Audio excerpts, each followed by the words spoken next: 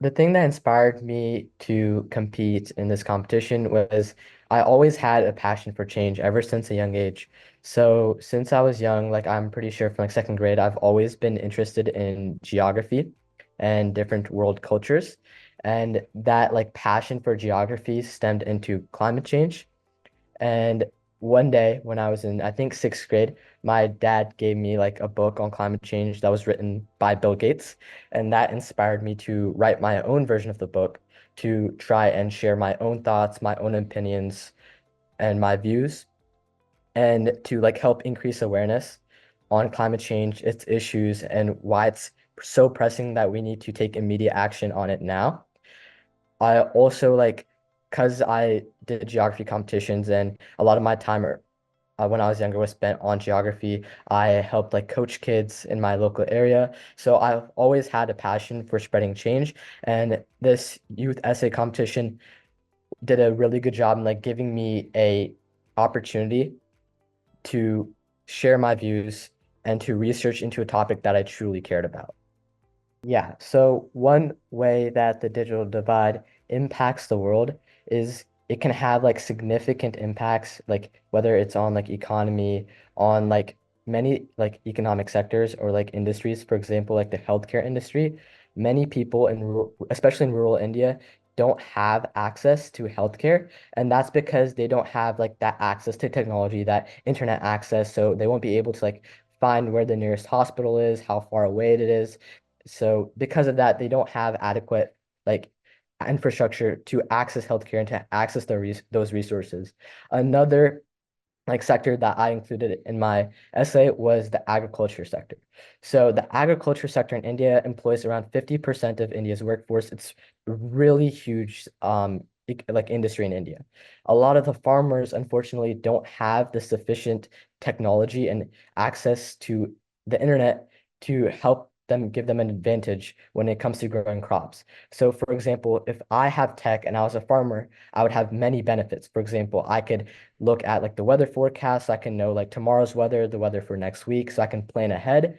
I would know like competitive prices on my goods. So for example, if I was like growing tomatoes, I would be able to like access like the average tomato cost so I could like help increase my cost or decrease my cost to help sell more and make more profits and more revenues. Another major impact that the digital divide has is on gender.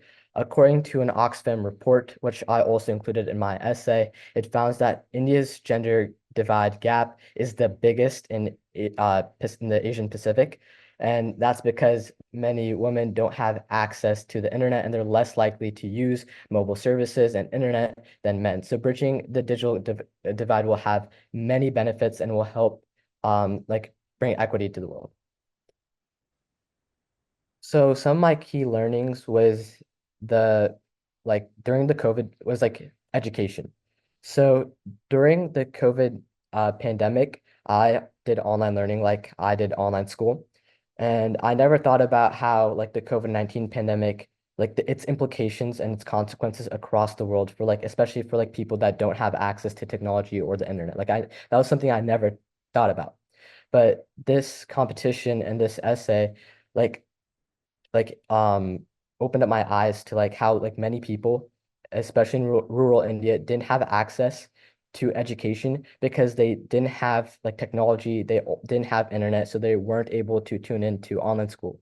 Especially like since India was like a huge hit and was like an epicenter for a long time for the COVID-19 pandemic, that the government had imposed strict lockdown measures across the whole country. Many students like couldn't go in person for learning. So during that like 2 years of the pandemic, there's many students that just didn't have any formal education at all and couldn't advance their understanding, their knowledge, their learning, and that like definitely impacted and had huge implications on their future when it comes to education.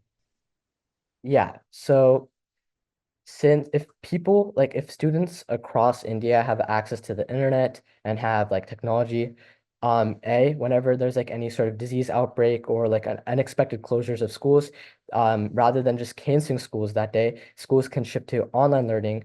They could be more flexible, and students, since they have access to technology and internet, they could tune in online school, and that will help increase Like that would just like help like the education system overall. Another and then B, like let's say like I don't know, like let's say like you have homework and you don't know like how to like solve like let's say like a math problem, or let's like you don't know how to solve it. You could, or like you don't understand a concept that you learned in school. If you have like a computer or have like an iPad, you could just go online and like look at YouTube videos and like understand those concepts. So you could then like do your homework, and it'll also help in school. A long-term benefits of this is that you're boosting your grade and you will like just have a better understanding of different concepts. It will also like be critical and like helping you define who you are as a person, and like will help you like come to the conclusion of what you want to be when you grow up, and like will help you understand what route you want to take. So for example, if you were in high school and you were like either studying accountant or like engineering or like medicine, and just having that access to technology will like help like open your eyes to like other branches that you could switch towards. So it will like help you in your future as well. And since you're having that better grades and have like that better education, it will also like unlock higher paying jobs. So you could have like a more comfortable lifestyle and live like however you want in the future and just have a better future.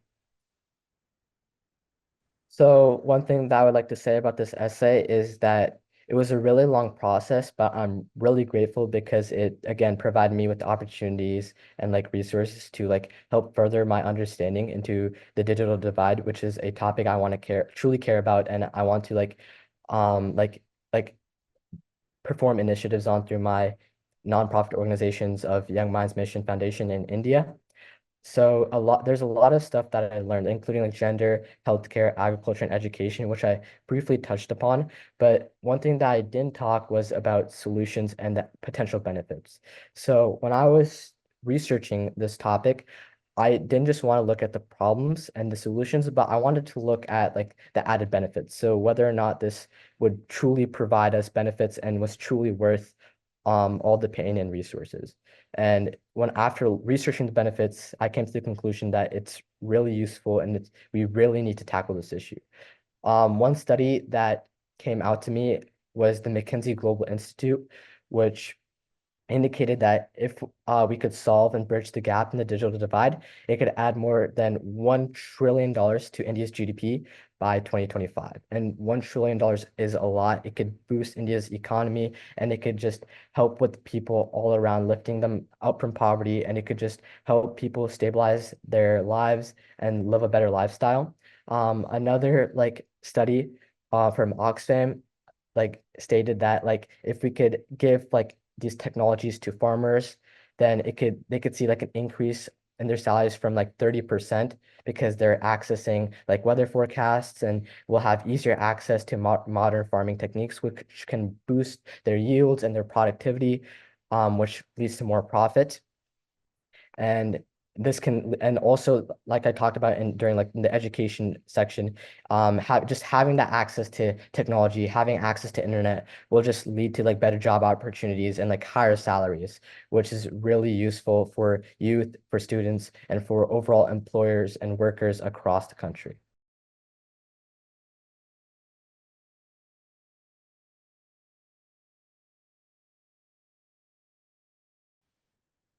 Okay, so my nonprofit organization is Young Minds Mission Foundation.